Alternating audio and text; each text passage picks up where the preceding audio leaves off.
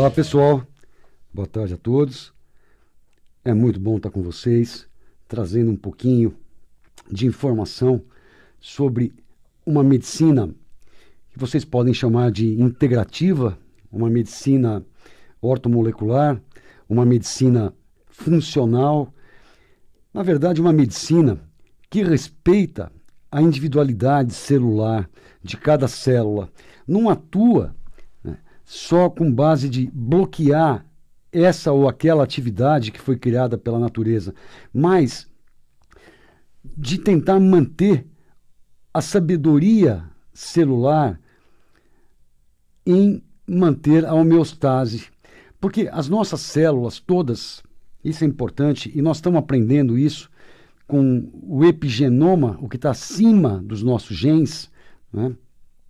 Que elas, independente do meio externo, elas têm que se manter sempre num funcionamento ótimo e com o menor dispêndio de energia.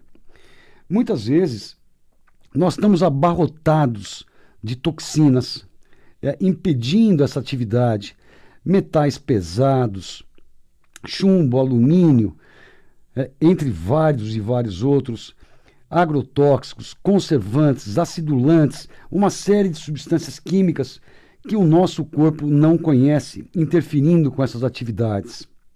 Além disso, problemas gerais e sistêmicos, como na nossa digestão, como na nossa absorção de nutrientes, como na permeabilidade intestinal, que eu vou falar um pouco com vocês também, impede e, logicamente, associado a uma dieta pobre em nutrientes vivos com energia vital, se come hoje muito alimento processado e ultraprocessado, estou dizendo dos industrializados, sem essa energia vital. Então, o que acontece? Muitas células estão em sofrimento por falta de nutrientes ou por desequilíbrio na proporção desses nutrientes, ou porque elas estão cheias de toxinas. Mas na nossa medicina convencional, esses aspectos são deixados sempre de lado. Não é importante. Você tem uma dor, você vai tomar um remédio para dor, e pode ter isso cronicamente, periodicamente, as suas dores de cabeça, ou um desconforto abdominal, ou comem alguma coisa, sentem o abdômen distendido, estão cheios de gases, né? Flatulência, desconforto, e simplesmente se toma um antiácido qualquer, geralmente cheio de alumínio na fórmula, se intoxicando mais, sem nunca pensar nas causas. Para você que está ligando agora, né, na nossa Mundial, e não conhece ainda esse projeto Manual do Proprietário, fica aqui algumas boas dicas para vocês poderem andar um pouco mais rápido nesse processo. Uma delas é ver o que a gente está falando aqui há 10 anos para vocês, e há muito mais tempo antes daqui, já falava isso em vários locais, em palestras. Vejam uma ferramenta que vocês possam acessar de fim de semana para ouvir os programas anteriores, anotar o que for interessante, pesquisar a respeito, colocar em prática, divulgar isso para todos ao seu redor, e vocês vão observar uma nítida mudança na qualidade de vida dessas pessoas. E tudo isso é muito simples. Indo no youtube.com, vocês se inscrevem no meu canal, Dr. Edmond Saab Júnior, e ali vocês vão ter uma série de programas. Vocês podem clicar aquele sininho, e tudo o que eu venho falando, inclusive o que eu estou falando hoje, vocês vão estar recebendo, a hora que isso for, para o YouTube, geralmente 2 ou 3 dias após o programa. E é uma fonte muito grande de informações. Para quem conhece, eu trago trabalhos científicos, eu comento esses trabalhos científicos com vocês, eu esclareço dúvidas, eu recebo sugestões de pautas, e eu queria que vocês anotassem isso também, que o nosso contato é o e-mail aqui da rádio, que é radiomundial@radiomundial.com.br. Então enviem seus e-mails para o programa Manual do Proprietário, com sugestões de pauta, com dúvidas, e assim a nossa diretora de jornalismo, Samira Chaine, prepara todo esse trabalho para mim, e eu posso tornar o nosso programa muito mais interativo, muito mais do seu interesse, tá ok? Então hoje eu quero falar com vocês um pouco de um trabalho recém-divulgado sobre enxaqueca e doença cardiovascular. Foi feito por pesquisadores da Dinamarca, da Universidade de Aarhus e também pesquisadores americanos de Stanford. Eles analisaram dados de um levantamento feito entre 1995 a 2013, quase 18 anos, em um grupo de pacientes enxaquecosos que tinham enxaqueca, quer dizer, eram mais de 50 mil pessoas portadoras de enxaqueca nesse trabalho, levando em comparação com outras 500 mil pessoas que não tinham enxaqueca. Então isso aí foi um estudo observacional. Essa observação, ao longo desses anos todos, mostrou um aumento muito importante na incidência de doença cardiovascular, ou seja, infartos do miocárdio, que vocês conhecem como ataques cardíacos, e acidentes vasculares cerebrais, que vocês conhecem como derrame cerebral, nos enxaquecosos, comparando com as pessoas que não tinham enxaqueca.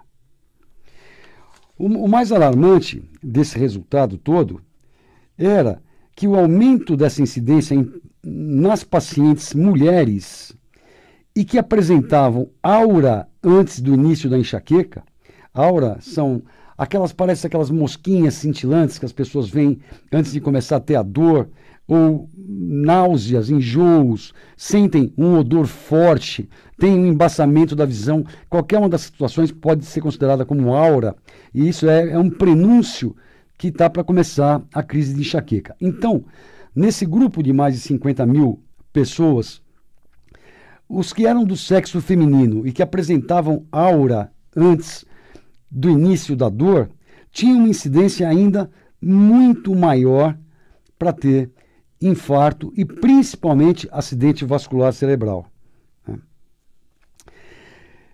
Então, o que aconteceu depois desse trabalho recentemente publicado foi que a nossa medicina convencional passou a considerar a enxaqueca como mais um fator de risco para doença cardiovascular, para infarto e AVC. Como são o fumo, como é a hipertensão, a pressão alta, como é o diabetes, como é o colesterol aumentado, como é o triglicérides aumentado, enfim, quem tem enxaqueca passa a ser considerado como mais um portador de uma possibilidade maior, né, ter mais um fator de risco para desenvolver ainda infarto e AVC. E eles concluíram que o que deveria ser feito com essas pessoas seriam que elas tinham que tomar mais cuidado ainda para evitar infarto e AVC. E quais seriam esses cuidados a mais que elas deveriam ter?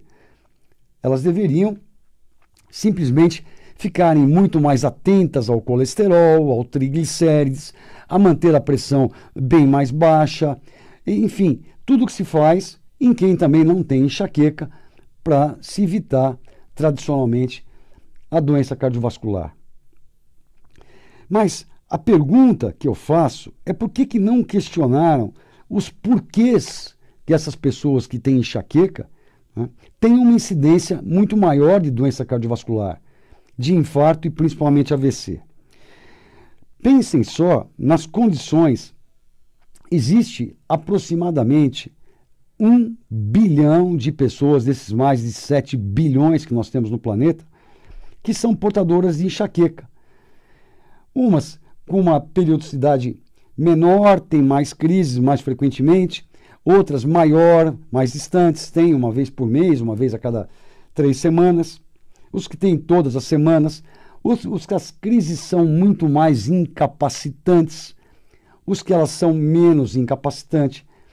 Então, uma pessoa dessas, quando ele está em crise, ele não tolera barulho, ele não tolera luminosidade, luz. ele tem que se retirar. Então, ele não vai trabalhar, ele não vai estudar, ele não vai se relacionar. Então, eles perdem ano na escola, eles perdem emprego, eles perdem relacionamentos. Então, o estresse que isso causa não foi levado em consideração como um grande alterador, né, ou um grande ativador de genes que as pessoas portam e que são genes que propiciam a aterosclerose, a obstrução das artérias. Então foi completamente esquecido o fator estresse nisso, né? Justamente o que essas pessoas sofrem muito. Outra coisa esquecida é que, além de todo esse sofrimento, todo esse estresse, todas essas perdas, essas pessoas utilizam muito frequentemente analgésicos e anti-inflamatórios, por causa das crises, obviamente. Quem é que tolera ficar com dor, né? E como nós sabemos, o uso contínuo de anti-inflamatórios são causadores de doença cardiovascular, de infarto e AVC. Tanto é que inúmeros deles, entre outros, o Vioxx, o Prestige, foram retirados do mercado nas últimas décadas, justamente por mostrar um aumento na incidência de causa na doença cardiovascular. Como eles, vários outros que estão aí no mercado, que têm o mesmo mecanismo de ação, continuam causando esse estrago. E essas pessoas são obrigadas a tomarem pela dor essas medicações continuamente, só em busca do alívio momentâneo ali. Ninguém está pesquisando a causa, o que é que está causando essa enxaqueca. Inclusive, depois desse trabalho, anunciaram que estão desenvolvendo uma nova droga específica para enxaqueca. De novo, tratar simplesmente os sintomas, mas as causas são deixadas de lado.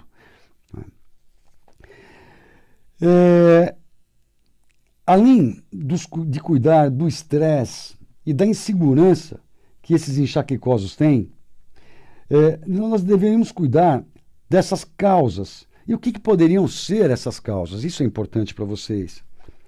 Uma coisa muito importante e que eu escuto os pacientes relatarem há mais de 30 anos são as intolerâncias alimentares.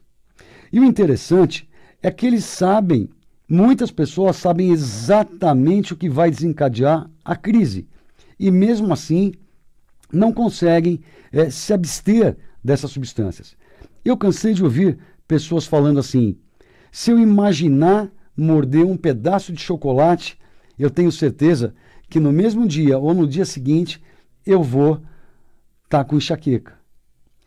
Outros, vinho. Se eu tomar um gole de vinho, eu sei que amanhã eu vou ter enxaqueca. Outros, quando eu como farinha de trigo refinado, é certo que eu tenho enxaqueca. Outros, quando eu tomo leite ou como derivados, a minha chance de enxaqueca é enorme. Muito bem. Então, eles não estão ouvindo o que o corpo está dizendo. Então, a primeira grande coisa a fazer com essas pessoas é fazer uma dieta rotativa. É pedir para que elas se abstenham de algum grupo de alimentos durante pelo menos 4 semanas e observem como elas se sentem. Então, você pede para que elas tirem da dieta delas, por exemplo, o trigo, para não ser muito incisivo e falar tira todo o glúten, porque glúten está em um monte de coisas fora o trigo. Mas como 98% do glúten que entra no nosso organismo hoje advém do trigo, e é justamente o glúten mais modificado geneticamente, a proteína mais modificada geneticamente e mais nociva para a gente, eu tenho pedido para que eles se abstenham do trigo refinado integral por um período de um mês. E observem como é que eles se sentem. Olha, diminuiu a minha periodicidade, às vezes que eu tinha enxaqueca. E quando elas vieram muito mais leves. Além disso, eu me senti mais disposto, com mais energia, ou simplesmente não mudou nada. Muito bem, não mudou nada, então pode voltar a usar o trigo, mas agora fique um período também de 30 dias sem deixar entrar nenhuma graminha de leite ou derivados, laticínios no seu corpo. E observa a mesma coisa. Depois faça isso com açúcar, se você não achar que foi o leite. Então, você vai descobrindo o que te faz bem e o que não te faz bem. Aprende a ouvir o que o teu corpo te fala. Além de cuidar dessa intolerância intestinal, essa intolerância alimentar, nós temos que lembrar de cuidar da permeabilidade intestinal. A permeabilidade intestinal, vocês lembram quando eu falei para vocês no livro, lá no Manual do Proprietário, em 2010, e muitas vezes nos programas, que eu ilustrei para vocês que esse intestino, esse tubo enorme, era para vocês imaginarem como se ele fosse uma meia feminina, né, com aqueles porinhos pequenininhos e inteligentes, para deixarem entrar do intestino para dentro da circulação somente o que fosse necessário para nós. E o que não fosse necessário para nós, que seguisse aquele tubo abaixo, sentido ao cano de descarga, no cocô, certo? Tudo bem. Acontece que a permeabilidade intestinal, eu diria, 9 em cada 10 pessoas, sem o mínimo exagero, está alterada. E essa meia está como se estivesse esgarçada. Está entrando toxinas, estão entrando produtos mucopolissacárides, que são fragmentos de parede de bactérias gram-negativas, por esses esgarçamentos desse tubo. Isso está indo para a corrente sanguínea. Isso vai para a corrente sanguínea e atinge todos os sistemas. Inclusive vai para dentro do cérebro também.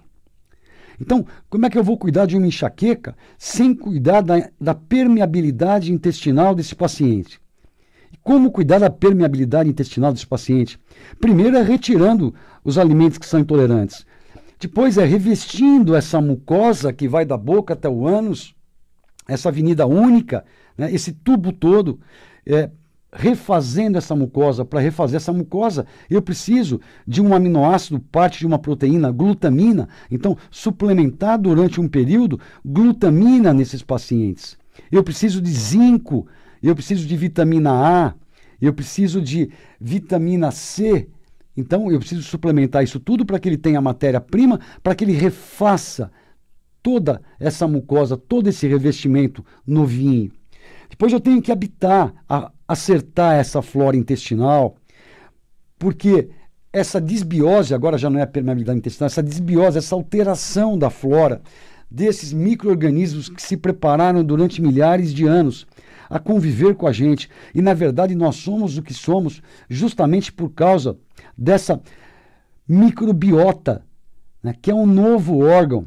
Ela está em desequilíbrio. Está em um número muito grande de bactérias não saudáveis em relação às boas bactérias.